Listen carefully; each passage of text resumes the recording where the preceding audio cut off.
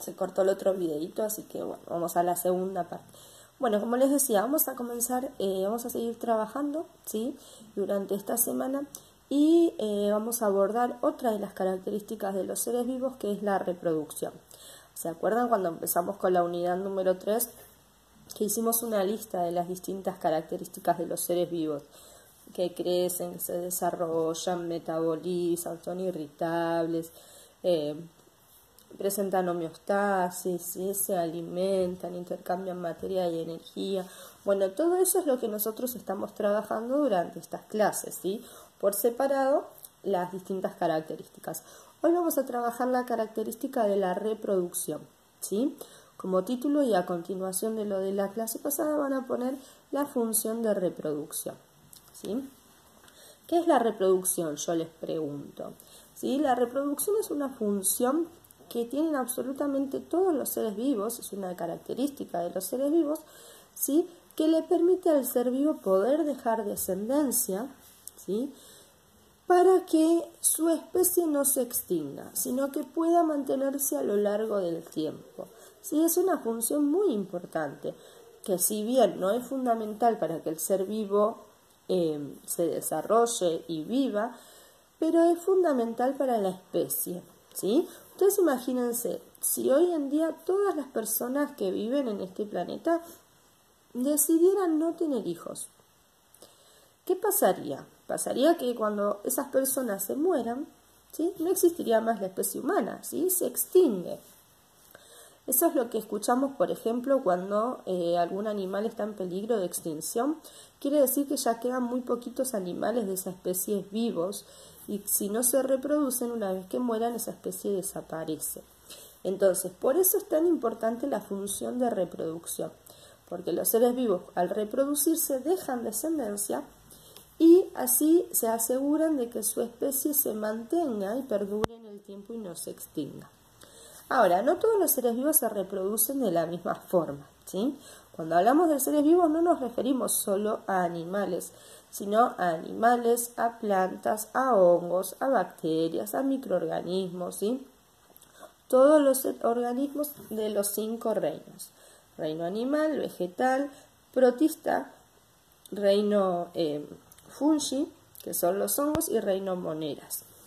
Entonces, ¿todos los seres vivos se van a poder reproducir? Sí, es una capacidad de los seres vivos, salvo alguna excepción de algún organismo que tenga alguna anomalía o alguna enfermedad que le impida hacerlo.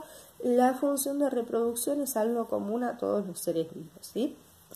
Y lo van a poder hacer de distintas formas de acuerdo al ser vivo del cual se trate. Por más que haya muchas formas de reproducción, se puede clasificar en 2 grandes grupos, ¿sí? Reproducción sexual y reproducción asexual. ¿Qué quiere decir o qué diferencia hay entre cada una de estas reproducciones? Empecemos por la sexual. Cuando hablamos de una reproducción sexual, nos referimos a una reproducción en la que sí o sí es necesario que intervengan células sexuales, una célula sexual femenina y una célula sexual masculina. A esas células se las llama gametos, ¿sí? Si ponemos como ejemplo al ser humano, el gameto femenino es el óvulo que produce la mujer y el gameto masculino es el espermatozoide que produce el hombre, ¿sí? En una reproducción sexual siempre tienen que existir estas 2 células. Esas 2 células se van a unir, se van a fusionar y van a intercambiar toda su información genética. Este proceso en el que se unen e intercambian información se llama fecundación y puede ocurrir adentro del ser vivo, ¿sí? En una fecundación interna, o afuera en el medio ambiente, donde los seres vivos liberan sus células y en el medio ambiente se juntan, y es una fecundación externa, ¿sí?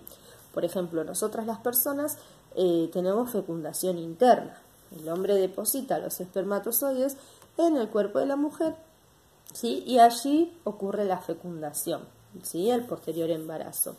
En algunos animales, como en la mayoría de los peces, los liberan al agua, a los óvulos y a los espermatozoides, y con el movimiento del agua esas células después se unen, ¿sí? La fecundación es externa y ocurre todo en el medio ambiente.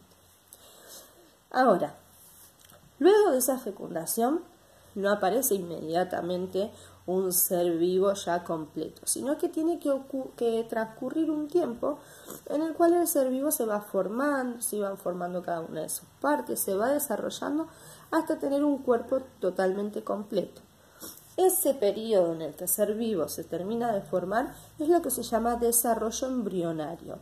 Y también puede ocurrir en el interior, como en nosotros, que ocurre el embarazo y el bebé se desarrolla en el vientre materno, o en el exterior, como por ejemplo en las gallinas, ¿sí? Que ponen el huevo afuera y ahí afuera en el ambiente el pollito se termina de formar, ¿sí? Ese es el desarrollo embrionario.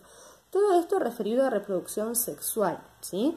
La reproducción sexual es una reproducción lenta porque requiere de un tiempo. Generalmente se requiere de 2 seres vivos, uno que sea masculino y otro que sea femenino.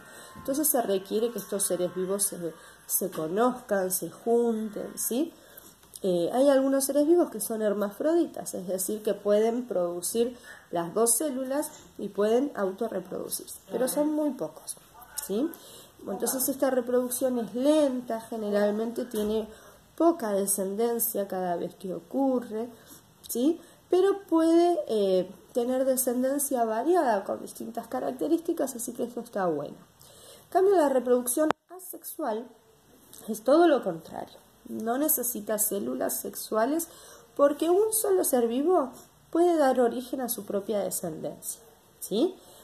Es decir, que no se necesitan gametos, no se necesitan 2 seres vivos, es una reproducción muy rápida y cada vez que ocurre, ese ser vivo puede producir mucha descendencia al mismo tiempo, ¿sí? Entonces, tiene ciertas ventajas. La desventaja que tiene es que al ser un solo progenitor, ¿sí? Un solo ser vivo que va a tener su descendencia, toda esa descendencia van a ser igualitas a ese único progenitor que tiene. Es decir, que si ese ser vivo tiene alguna enfermedad o alguna malformación o algo, posiblemente su descendencia también la tenga porque son todos como clones de ese único progenitor o padre, ¿sí? ¿Quiénes se reproducen así? Muchas plantas, muchos animales sencillos, como por ejemplo las estrellas de mar, ¿sí? Las estrellas de mar, para originar su descendencia, lo que hacen es romper uno de sus bracitos, lo sueltan al fondo del mar y ese bracito empieza a formar todos los otros que le faltan. Y después a esa estrella que liberó su bracito le vuelve a crecer, ¿sí? Entonces de esta forma puede tener rápidamente su descendencia, ¿sí? Las bacterias también se reproducen por reproducción asexual, la mayoría de los microorganismos, ¿sí? Entonces, sobre este tema vamos a trabajar hoy. Les voy a dejar las actividades y cualquier duda que tengan me consultan, ¿sí? Les mando un besito y nos vemos la próxima semana. Chau, chau.